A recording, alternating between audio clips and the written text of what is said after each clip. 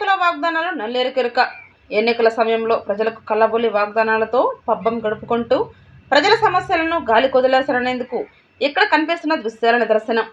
వివరాల్లోకి వెళితే నెల్లూరు జిల్లా ఇందుకూరుపేట మండలం డేవిస్పేట పంచాయతీ పాగవారిపాలెం గ్రామంలో శ్రీరామ మందిరం శిథిలావస్థకు చేరుకోవడంతో పెక్కులు పడి పలువురు వృద్ధులకు తీవ్ర గాయాలు అవ్వడం జరిగిందని స్థానిక ప్రజలు తెలిపారు.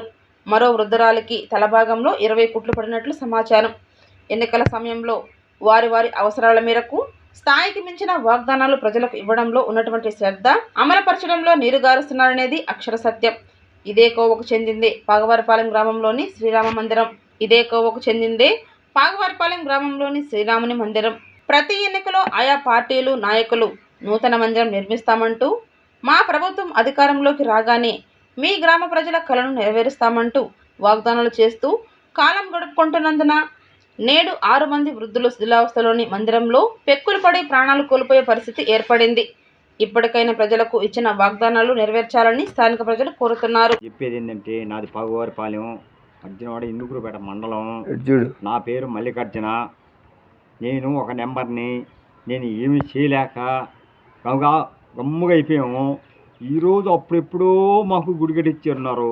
గుడి అనేది కాదు, అది రేడియో రూమ్ అని కట్టారు. దాన్ని మేము గుడి అనుకొని సాగిచ్చాము. ఈరోజు అది కూలిపోయి 2 ప్రాణాలు తీసుకోపోయింది. మేమేం చేయలేకపోయాం. మాకు ఏ దిక్కు దరి లేక మేము ఆగిపోయాం. కానీ మీరు దయచేసి మీకు నమస్కరిస్తున్నాం. ఎవరో ఒకరు దీనికి న్యాయం చేయండి. ఇదే మా కోరిక.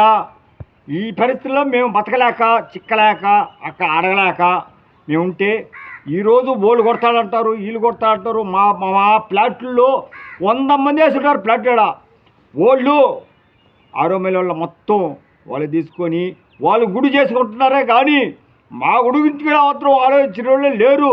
ఇప్పుడు మా అమ్మ దావాలా, మా అమ్మ, మా అక్క అందరూ ఇక్కడ చచ్చిపోయినా కానీ మాకు ఎవరు దిక్కు దరి ఎవరు లేరు. మిమ్మల్ని కోరుకుంటున్నాము. ఎవరు ఒకరు దయచేసి ఎమ్మెల్యేలు కానీ, ముఖ్యమంత్రులు కానీ, ఎవరైనా కానీ మాకు న్యాయం చేయాలని చెప్పి కోరుకుంటున్నాము. ఆమె వచ్చింది, అయ్యా నీకు నేను గుడి కట్టేస్తానని చెప్పింది. ఆ పాటికి ఆమె పోయినది. ఈరోజు మాకు చేసే దిక్కు లేరు. ఎవరు నేను అడిగినా కానీ చేద్దాం అని అనేవాళ్ళే కానీ మాకు చేసేవాళ్ళు లేరు. పంచాయతీ చూస్తే ఇట్లా ఉంది. ఈ ఎమ్మెల్యే చూస్తే మాకు చెప్పింది, న్యాయం చెప్పింది, నేను చేస్తానయ్యా, నేను చేస్తాను అని చెప్పింది. ఆమె కాడికి కూడా 15 మంది 20 మంది పోయాం. ఇదిగయ్యా రేపు పొద్దు నుంచి చేస్తానయ్యా, రేపు పొద్దున మీకు ఏదో ఒక న్యాయం చేస్తానని చెప్పి మాకు చెప్పిందయ్యా. మాకు ఏది దిక్కు దరి లేదు. మా ప్రాణాలు మేము చూసుకోవా, ఇక తప్పదు.